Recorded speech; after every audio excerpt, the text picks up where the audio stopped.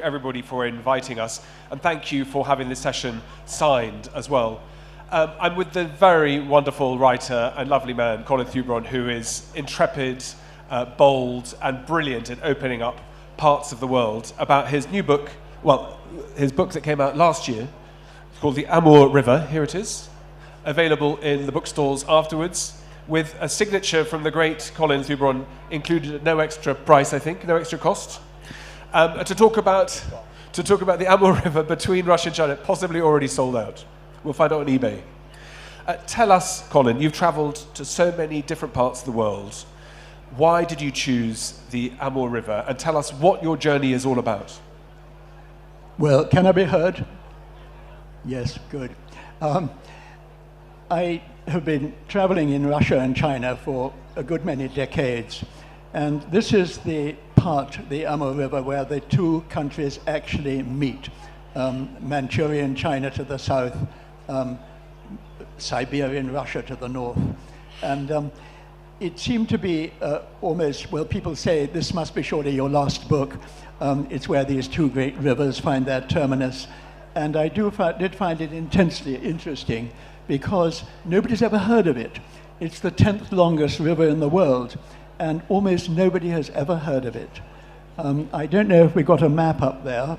We haven't, I don't think. But it runs in a great S bend out of Mongolia and like this, Siberia to the north, and flows into the Pacific eventually after almost 3,000 miles. It's an astonishing river because it's undammed. If there were dams on it, that would have to be agreed by the countries on either side, and the countries on either side don't trust one another enough to create dams. So you find that it's a river that is almost sunk out of memory for most of us, certainly in the West, I think in India. So my reasons for going there were almost to see how these two countries, Russia and China, reacted to one another on the ground. Moscow and Beijing talk politics to one another, talk peace to one another. But I wondered then what actually was the reality of Russians and Chinese when they met together on that great river. So one of the wonderful things about all your books is that you are always talking about the natural landscape and then dropping in and out of politics. So it's not a history book, but it's also not a geography book, and it's not a travel book. I mean, most people, when they see a long river, think, "Ooh, there's a long river." Then they might think, "I've never heard of the Amur." Not many people think 3,000 miles.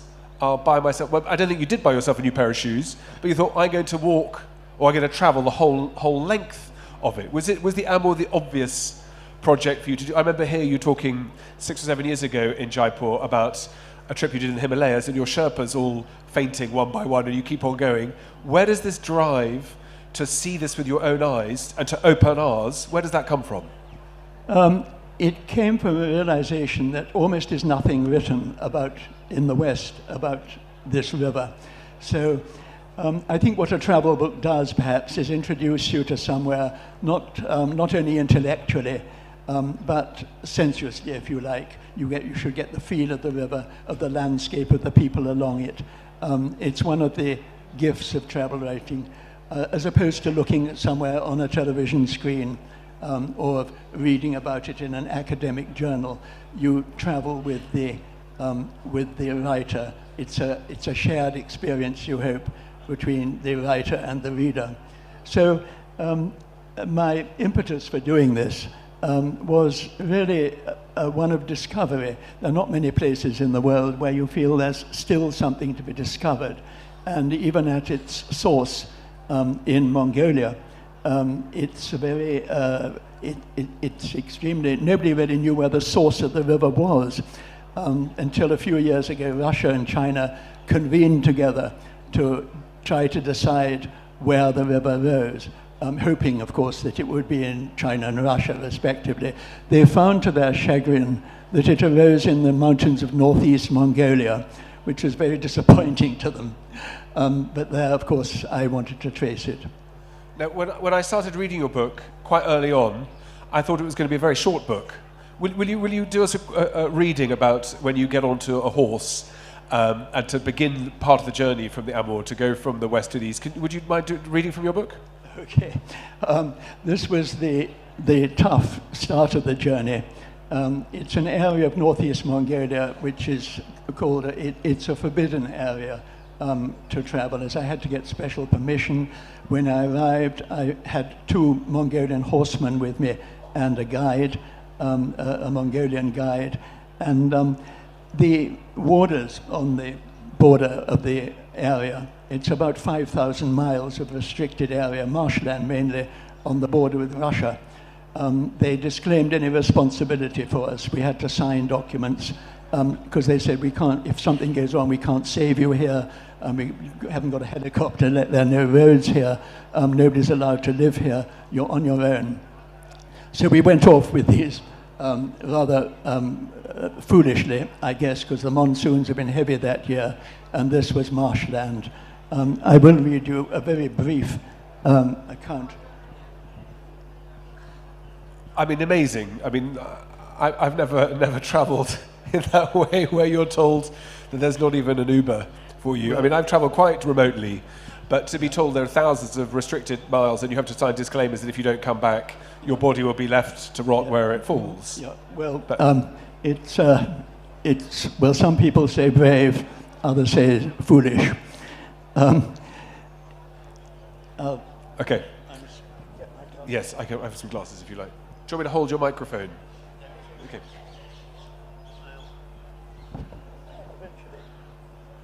Here we go.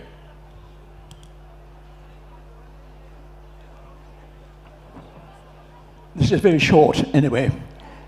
We were entering a region that even the horsemen did not know. For 4 days, they guided our way by the mountains that now surrounded us. The source of the Onon Amur was tiny and diffused when we found it. Ahead of us, it flowed invisibly, its course low and flat, through valleys of knee-high shrubs. From a distance, the ground looked innocent, almost landscaped, but its marsh had rotted over the millennia into fathomless bog. Soon I lost count of the tributaries we forded. The horsemen charged in like centaurs, the current streaming over their knees, their cigarettes still dangling from their lips. My own horse was old, and I felt a clutch of fear each time he descended. The fear, I had to say, was justified because as we went on over several days, the horses, which were used to the hard Mongolian steppe, couldn't cope with this marshland. They panicked, they rolled, and I was thrown several times. I had a broken ankle and 2 broken ribs.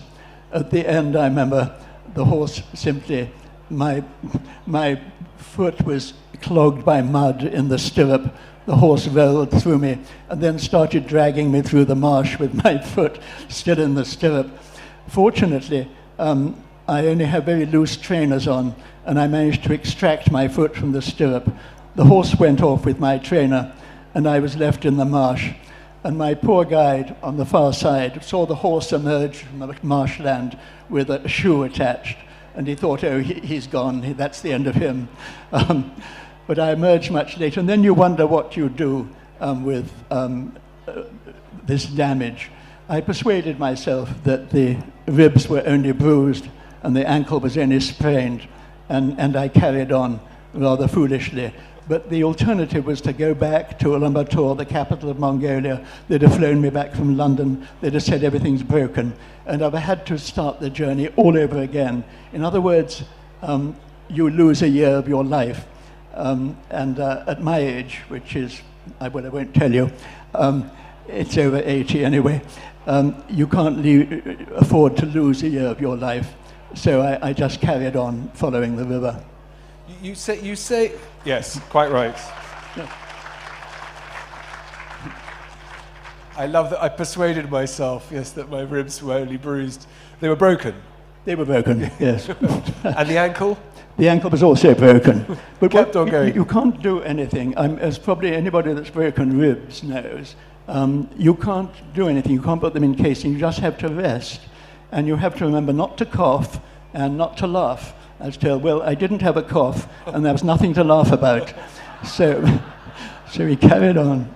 So tell us about that. Tell us about the difference between the physical landscapes where you will ride or later walk or travel for long distances without seeing anybody, and then when you come to small settlements, to villages, what are the people like along the Amur? Do they change as you get closer towards the Pacific? But leave the cities to one side for the time being.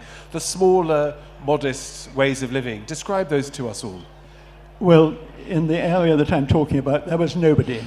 Of course, it's rather unusual when at night it gets dark and you don't see a single light in the whole landscape. And this is an area sacred to the Mongolians where Genghis Khan is buried. When you move out of that, you're in steppe land, which is suddenly hard, and the horses are happy. And it's occupied by people called Buryat, who are a Mongolian people who fled south from the Russian Civil War and settled here. So you get that north part of Mongolia, people living in dusty villages. They're mostly herdsmen and small farmers. It's very poor. It's possible that climate change has made as little difference to them. But on the whole, it's a land where people, if they can, they will get out to a city. Unless they are these tough, hardy horsemen who I knew, who basically are herders and sellers of horse. And then you find the river goes over the Russian border into Siberia. And there you get a very odd experience, because the people on the far side, and this so often happens with borders, you look at a border and you think, oh, that's where Russians begin, or that's where Mongolians begin. It so often isn't like that. You find the people on the far side, as I did here, were actually the same as on the other side of the border. They were Buryat Mongols, and they were Buddhists, and they regarded the river as holy. They call it the Onon there, the Holy Mother Onon. And it's only much later that it has a change of gender with the Russians and becomes Little Father Amur. But then you find, as you continue, that they're typical small Russian villages built of wood, farming again, small tradesmen. And oddly enough, along the river itself, there's almost no activity. There's very little fishing. It's as if they still have the idea that the river is not to be touched. And that's a Mongolian Buddhist idea. Finally, of course, you get into Siberian Russia, and eventually, which is another story for later, you cross the border, or I did, into China on the Chinese side of the river. But even though you're almost as remote as you could be on Earth, you still bump into school children wearing Arsenal Football Club shirts. You can't escape from mainstream culture. How do the Buryats, who are much ignored and are playing a terrible role being sacrificed in the war in Ukraine, minorities being sent to the front line in particular, how do the Buryats that you were talking to relate to Moscow, to Beijing, to Ulaanbaatar? How do the minorities that you spoke to conceive their world? How do they understand the world around them? Well, in general, Moscow, the Siberians have always had an idea that the sky is high, they say, and the Tsar is far away. They said this back in the Tsarist period. They feel often that Moscow has abandoned them. They're stuck out in Siberia. The collective farms have long ago disappeared. They're mostly poor, and they feel that actually they are very separate from European Russia, which after all is several thousand miles to their west. The distances are huge. And so the main feeling about belonging to Russia is that they do feel Russian. They feel that ancient sort of nationalism. But it's not as, there's also a sturdy sense of being Siberian among many of them. Tell us, I mean, I know, I was a Russian, or I am a Russian historian, that you describe how this world of Siberia in the late 19th century could have blossomed into something very, very different. I mean, there were lots of parallels at the time between Russia's east and the emerging west of the United States that opened up into the Great Plains and then eventually into the West Coast and Silicon Valley. But that hasn't happened, or didn't happen in Russia. But you write a bit about Chekhov and others, explaining how Siberia was a land of great hope. Why did that not materialise? Might that materialise in the future? Tell us about the 19th century. The resonance that was so important in your book. Well, in the 19th century, there was a strange idea that grew up, which was a fantasy. It was an idea that mainly grew up in Moscow, thousands of miles to the west. They imagined that the Amur River was going to be Russia's great artery to the Pacific. They had seen that on the American continent, to miles to their east, there had been this great movement of settlers coming to the American West Coast and colonizing it, and the Pacific was they imagined to be a great trading sea, and the Amur River, which amongst all the great rivers of Russia, is the only one that flows from west to east, so it makes a sort of artery potentially for trade. And so this euphoria grew up, particularly about a place which was founded by one of the Russian Tsars called Nikolaev's na Amur, which sits at the mouth of the Amur River on the Pacific. This was going to be a great emporium.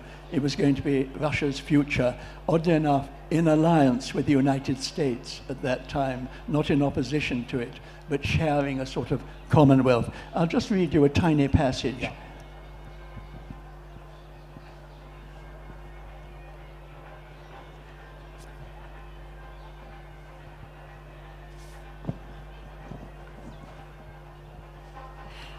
Suddenly, the immense but little-known Amur River loomed into brilliant focus.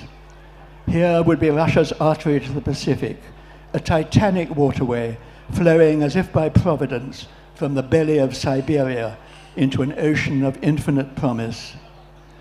The trading concessions wrenched from China by the British and French, the prizing open of Japan, and above all, the arrival of a young and vigorous America on the opposite coast would surely transform the Pacific into an area of world commerce. With the Russian seizure of the Amur from a helpless China in 1858, the vision of an Eastern destiny became euphoria. The Amur, as it declared, would become Russia's Mississippi. Soon, St. Petersburg, then the capital, was rife with reports of foreign merchants making for the Amur.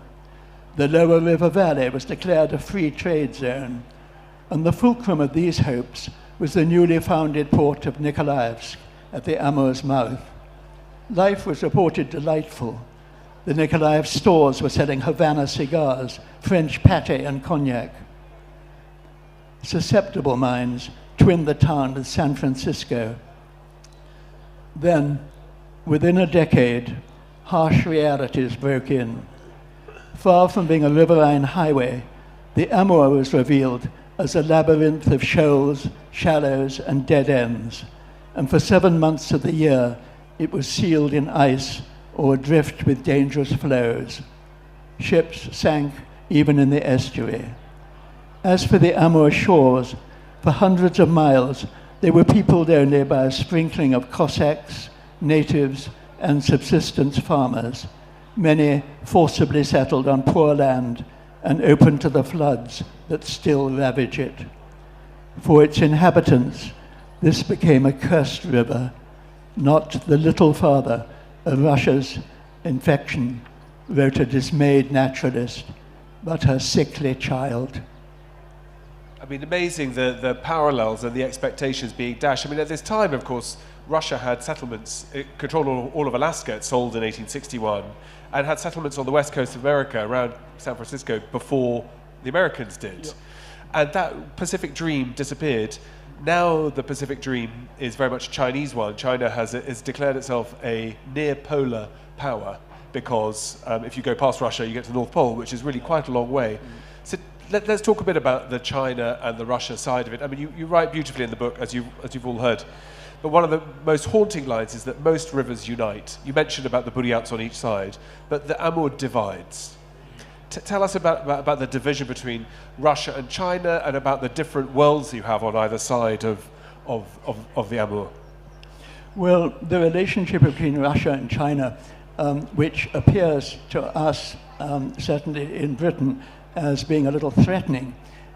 They seem to be an alliance. But when you're on the Amur River, you realize that almost the only thing that unites Russia and China is fear or dislike of the West. On the ground, there's no love lost between them. Looking back in history, one finds a very checkered pattern. There was a treaty called the Treaty of Nerchinsk back in 1689, thank you, which was between Russia and China. And China at that time, under the Emperor Kangxi, was a formidable power. The Russians had crossed the huge Siberian expanse. It was Cossack expansion, astonishing. In about 60 years, they had crossed 3,000 miles to the Pacific, very fast. And suddenly, they extinguished or suborned the native tribes along their way. And suddenly, they were up against a formidable enemy, China. And they had to make peace with China eventually. And that peace was forced on them virtually by the Chinese. It was very much to the Chinese advantage. Back in Russia, the Tsar was the future Tsar Peter the Great, who was a teenager at the time. He just wanted trade concessions for the depleted Russian treasury. But on the Chinese side, it was the powerful starter of the Ming dynasty, the Emperor Kangxi, and it was the Chinese who were in power then. And so, although the Russians achieved some trade concessions, the Chinese achieved the Amur River and the whole basin of it to the north. The Amur River drains a basin twice the size of Pakistan, so you can imagine what this meant to have enormous swathes of land to the north of the Amur River in what is today's Siberia, given to the Chinese. Then, of course, the Chinese empire began to decline, and in the mid-19th century, one finds a belligerent governor of eastern Siberia called Muraviev simply seizing back the river from China. The Chinese were helpless to stop it. So the Russians took the river, and they have it still. And there have been all sorts of fluctuations in the Russian-Chinese relationship, including that, of course, in the Cultural Revolution, when the Chinese were slinging abuse at Russia in the time of Mao Zedong. And it was a long time before the Russians and Chinese began to cohere and found their interests. They had interests in common. Even in the time of Deng Xiaoping, the liberalization, you could say, of the Chinese economy, there was a distrust of Russia. And still today, as I found when I was traveling on the Chinese side, there's a feeling that that treaty, which gave the Amur to Russia, was unequal. They still refuse to accept it. They call it an unequal treaty. And it lingers there in the Chinese conscience.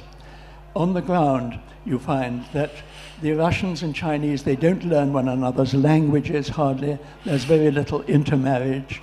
There used to be a healthy trade between the two countries, but such is the Chinese economy, so high and so now overbearingly superior to that of the Russian ruble, that the Russians can no longer afford along the Amur to buy all those Chinese domestic goods, which they still covet. So the situation is a very complicated one, much more complicated than it seems to be. But I remember talking to Russian traders on the far side of the river, saying, what do you think of the Chinese? And they said, well, the Chinese, they're very hardworking. We have to acknowledge that, but they have closed hearts. Tell us a bit about that. I mean, the story of Russia and China's alliance and so on, it would be great to touch on that a little bit. But those divisions and those problems, that delicate balance, I mean, it's also a demographic one. So on the northern banks of the Amur, hardly anybody, and then these not just towns, big cities appearing up on the southern side. Tell us a bit about the demographic, the vibrancy, or apparent vibrancy on one side, and then the desolateness on the other? Well, you can understand why the Russians in Siberia are afraid of being swamped by the Chinese. On the Chinese side, on the provinces along the Amur River, the numbers are about 110 million. On the Russian side, it's approximately 2 million, and they are mostly, it's a population that is, if anything, in decline. I spoke to a number of Russians, some of whom were quite paranoid about what might happen to them, even after the Chinese no longer want to or can do trade with them. The Russians can't afford it. I'll read you a brief passage about that, about the Russian fear. It seems extreme, or seemed extreme to me, but to ordinary Russians, that sense that they are in peril of being swamped was very real. Colin, just remind us, when did you do your travel? Was it 2021? This is before the war began. This is before the war. Yeah. It's long before. It's about now. It's hesitant to say it's 4 years ago now, Okay. but nothing too much has changed along the Amur. The fear, this misgiving, they say, is an old one now. These fears have a troubled hinterland. For 30 years, until 1987, the two powers lived in strident enmity. Early estimates of Chinese infiltration maintained that as many as 2 million had crossed into the Russian Far East. The wilder estimates have abated, but the fear has not gone. Illegal migrants evade any statistics, people say, while an old anxiety surfaces that Moscow is far away and has abandoned them. A few years ago, a Russian documentary, China, A Deadly Friend, went viral on the internet. A vendor in the market, a well-dressed woman trying to sell Siberian furs, murmurs to me that the Chinese are coming back and they're everywhere. She could not tell me exactly where, because they lived unseen, she said, waiting. Such rumors were stoked by alarmist local newspapers that the Chinese lurked in the forests, in closed communities, and always they're seen not as persons, but as a composite mass. Images of insects and pollutants abound. But no such forests have ever been located. Recent statistics for the number of Chinese living in Russia's Far East assess them at a modest 30,000. The Chinese themselves are reluctant to stay. The weather is bitter, they told me, the police rapacious, the people hostile. Intermarriage is rare, although some Russian women declare a preference for Chinese men, more diligent and sober than their own. Above all, with the collapse of the ruble against the Chinese yuan, business opportunities have faded away. Now, how do you see that turning out? I mean, the expressions of eternal friendship that we've heard at political level. I mean, you were in this region when there were very substantial war games, or joint military exercises, I should say, yes, being carried out by the Chinese and the Russian troops. Mm-hmm. Do you think, I mean, I hear a lot of those very similar stories, paranoias, anxieties about jobs being taken, in particular about local women being sort of married off to Chinese entrepreneurs and business people. You hear that a lot all over Central Asia. And as you just exactly rightly said, the statistics don't seem to bear it out. But it's a constant fear and an anxiety. And you mentioned that you thought it was a paranoia of some kind, but you can see where that kind of comes from. Yes. Do you think that relationship between Russia and China and the balance, the demographics, can you see that becomes a source of tension in the future? I mean, lots of Chinese people have started to talk about the treaties of Nechinsk and subsequently Russia's expansion into China's territories.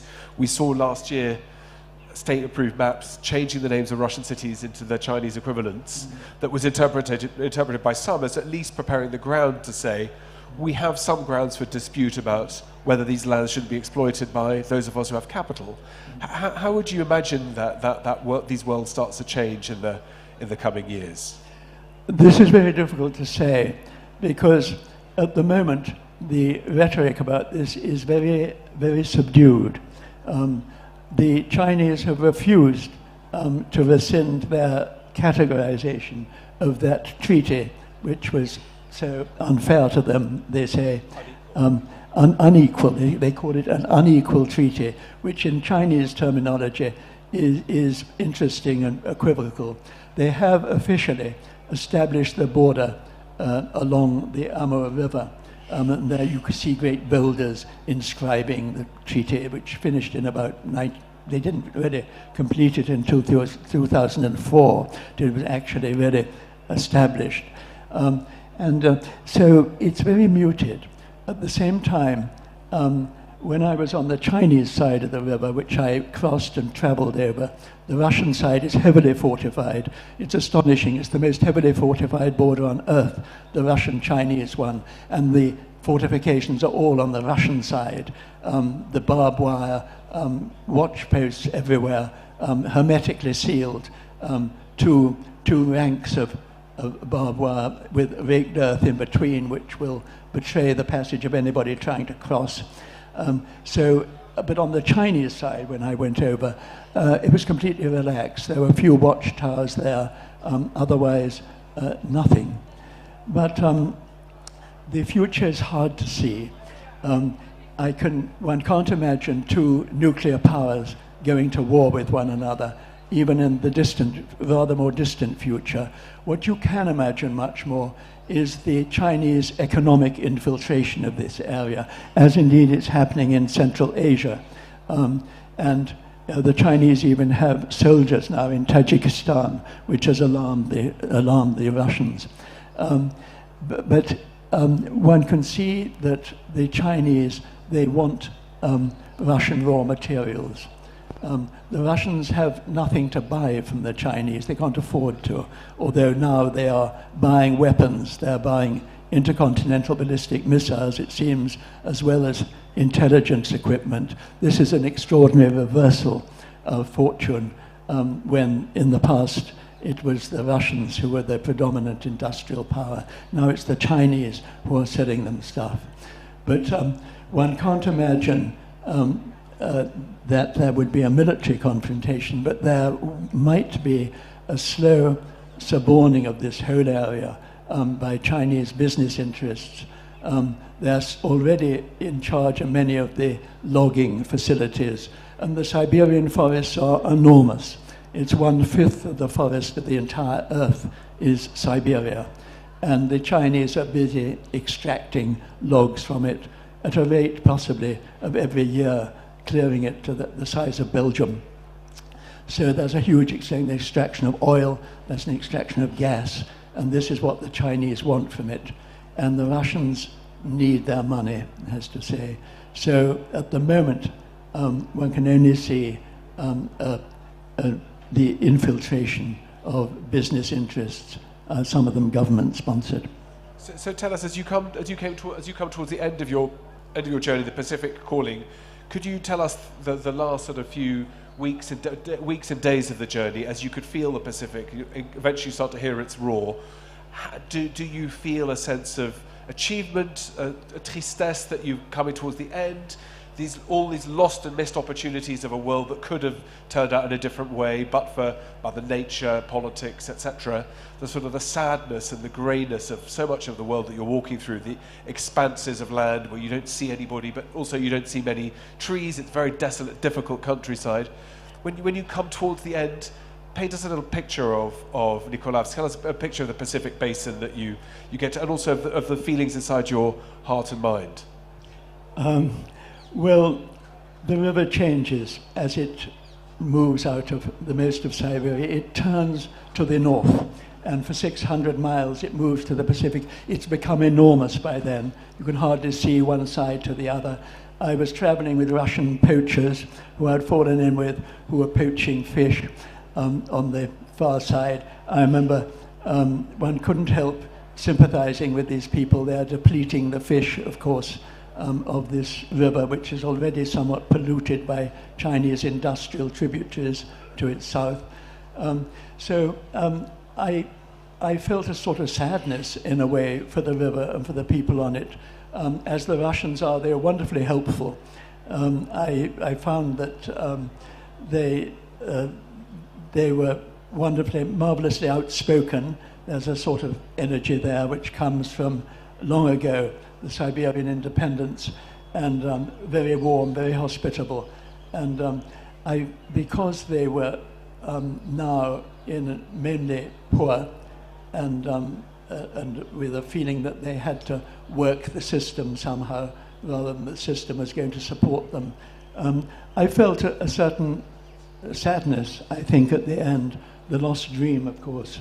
But there was also, and perhaps I should read you one brief passage, when I was arrested at one time and in a small Siberian village, or small town really, by the police. They didn't know who I was.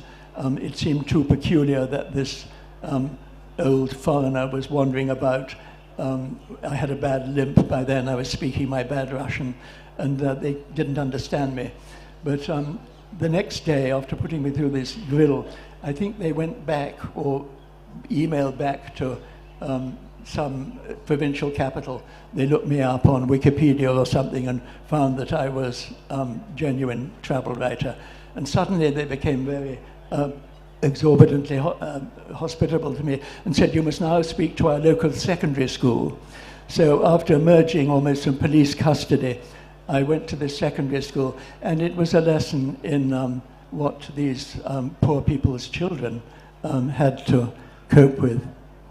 I'd love to be a fly on the wall in the Thubron household. I mean, it's a standard day being arrested in the morning and then at a children's school in the afternoon. But yeah, let's hear it.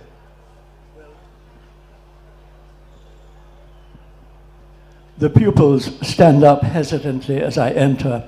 15 shy faces, mostly girls. They're plainly dressed in jeans in black and have fringes and utilitarian top knots. They can hardly speak English at all. I talk slowly and clearly, but they do not understand, nor often does the teacher. We revert to Russian, which she interprets into Pidgin English. These are language students. I ask them their ambitions, to go on to university perhaps, to become engineers, doctors, nurses, but nobody answers. They'd have to pay for university, the teacher says, and their parents cannot. Maybe one or two will go part-time while working. It will be very hard. I realize now that I've arrived at different aerospace with my talk of selecting one profession over another, or of getting to university. They come from poor villages, the teacher later tells me. They'd be lucky to find jobs at all. Their parents are probably out of work, and of course, their parents drink. I feel belatedly ashamed. I'd imagined other lives for them. When I ask them, a little despairingly, if they'd like to go abroad, the faces go empty again. Only a stout boy says he was once in Georgia, in the high mountains and by the sea. Nobody else has ever seen a sea. All their world comes through the intensity of their little phones that they cradle in front of them, their music, their friends, and their intermittent news. They scramble together some English eventually from their mobile phones. Then they ask in a chorus, "Where are the prettiest girls?" Perhaps I'm trying to unsettle their thoughts a little or divert nationalism when I answer briskly, India. India and Italy, it's in the book. The trickle of laughter that had started dies away. I sense a vague affront. The ginger-haired boy says, "What about our Russian girls?" I'm not enjoying this. They're beautiful too, I say. Wonderful. Great. Well, I think we should have some questions. I promise you I won't ask the question that I hate most of all, which is what's your next book about, because we're not here for that. But let's have some hands up, and I'd like some hands at the back, please, and especially from young people. If anybody thinks they're young, that counts too. But let's see some hands. Yes, there's one right at the back, please. More hands, please, so I can point the microphones towards you. Thank you very much. The one at the front, please. Yeah. Yeah. I have a question for both of you. In light of the newfound friendship between Russia and China, what do you all feel as the way forward? Because they're allies now, and since you all have traveled and you both are experts on Russia and China, and looking at that, give me your views, please. Okay. What is the way forward? Yeah.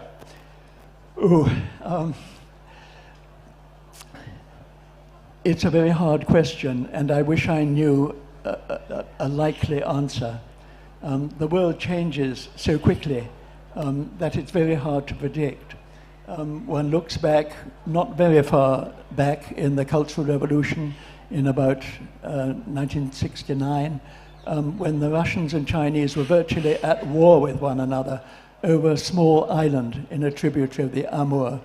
And the Russians had to clear the Chinese off the island with a massive bombardment. And this is, within living memory. I wish I knew what the way forward would be. You would hope that for the Russian sake, they would begin to be able to afford Chinese goods again, instead of just importing arms.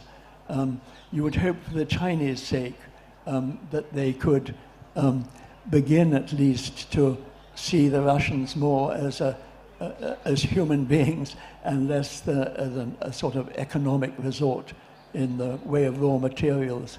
It's a hard question, and for us in the West, we hope always for more understanding of these two great giants, which we too readily think of as one massive opposition. I think I would say that there are probably two answers. One is, as with Colin's book, the relationship between China and Russia in frontier lands is acute and it's constant on either side of this great river. But broadly speaking, from my experience, I spent, I've just been in China earlier this month. The amount of time that is spent by Chinese officials, policymakers, academics, business people thinking about Russia approximates to around about 0% of the time. There is an importance in kind of policy meetings with people with PowerPoint presentations, but in terms of the main brain in Beijing or the commercial brain in Shanghai and elsewhere, Russia is a source of, as Colin says, is a source of raw materials, and it's a question of price. Can you get them at a better price than you could before the war started, which the answer is yes. Beyond that, the strategic overlap is very easy to over-exaggerate, and it's very easy in policy worlds to see shadows everywhere. So most relationships between India and its neighbors, between India and the Quad that you'll hear something about tomorrow, they are transactional. Most of us try to make things work, that it works for both of us, but we shouldn't get carried away by expressions of eternal friendship. We want to know what those actually really mean. So I'd be a bit more cynical and distant from trying to think this through at a really proper level. Yes, there was a lady in the front. More hands, please. And then a lady here. Thank you. I read the book, and what I noticed actually that you wrote quite a lot about the logistics and also about the help of local guides and local people. And I think this is something that is often omitted in travel literature, and you really acknowledge their work. And to what extent this is important for you to now acknowledge the work of local guides who really made your journey possible, as far as I understood from the book? I mean, without them, you would not cross these lands. It's a great question, yes. Yes. The world of local guides, should I answer this, I think? Yes, please, yeah. Yes, they were invaluable. It was impossible to get them in advance, I found. And mainly they were less guides than ordinary Russian people in particular. And one Chinese man who was very sweet, who accompanied me for 500 miles along the Russian shore, most of my way there. But these people were met by chance, and most of them were not professional guides at all. I had one in the end of my journey, a Russian Siberian, very Siberian. And he I'd found on the internet, which is something I never normally do, being hopeless with technology. And he said he would take people fishing in the lower part of the Amur River. And he was wonderful. And so one's enormously grateful for this, in my case, very small handful of people, because usually I was traveling alone without guide. You can't employ them. And so you're very much dependent on chance. This Russian, I have to say, it was one of the few that I've kept in touch with on the internet. And I asked him, what about the war in Ukraine? But I did it not really. I was back in England. I just said, how are you? How's your family? I left out Putin, Ukraine, Kremlin on the internet, imagining he might be overheard. But typical Siberian, he came back right away, and he said, as soon as we can get rid of that, get rid of that little Putin, that little prick in the Kremlin, the better. So absolutely unafraid, which is rather marvelous from a Russian. Well, there's an election coming up in Russia, so we'll see whether those prayers get answered. There's a young lady here. More hands, please. Gentleman in the front as well. Anybody else? Please wave vigorously so I can see. My eyesight know what it was. Lady behind next. Yes, please. So my question is that after the Russia-Ukraine war, which is going out, will China be more powerful out because it is focusing upon de-dollarization as well as using currency of China, the Russia is doing because of the CAATSA which has been applied on Russia. So can we say it's the compulsion of Russia to be more dependent on China for Yes. most of its exports part? And also we have seen that in the US foreign policy, it has been mentioned that in the 2050s, if we see, the China is the rising power which can replace US as such. So will it be a ground for Russia to overcome this war? Because we have seen that whether Russia win or lose in the Russia-Ukraine war, Okay. it is always the Russia to be defeated because it will lose. Okay, as great. such. Will you pass the microphone to the lady behind you, and then we'll have the gentleman at the front. We'll do all three together, and then we have to wrap up. Yeah, it's Thank you. fascinating to hear about your travels, China and Russia very much in the news. And my question is somewhat related to what she just said. I mean, you talked about the friendship not being too committal in the sense from the China side to Russia. And the argument now is that half the world is on the side of Russia because, of course, they're not vehemently taking up for the people of Ukraine. Do you see China in some way supporting Russia so as to seem as a better friend? Okay. Going forward. And then the last one, if you can get the microphone to the gentleman in the front, and that will be our last one, and we'll try and do all three. I think you mentioned that the climate has changes affecting the area visibly a little bit. I was wondering whether on either the Chinese or the Russian side there's any efforts so as to make greater strategic use of the lands alongside the Amur and resettle people there. So I can't quite hear you. Have to just say this a bit louder. Any evidence that either the Chinese side or the Russian side are trying to settle the area around the Amur with climate change making the area a little less inhospitable? Okay. And how's China's your- rise. Will the Russian war accelerate China's rise?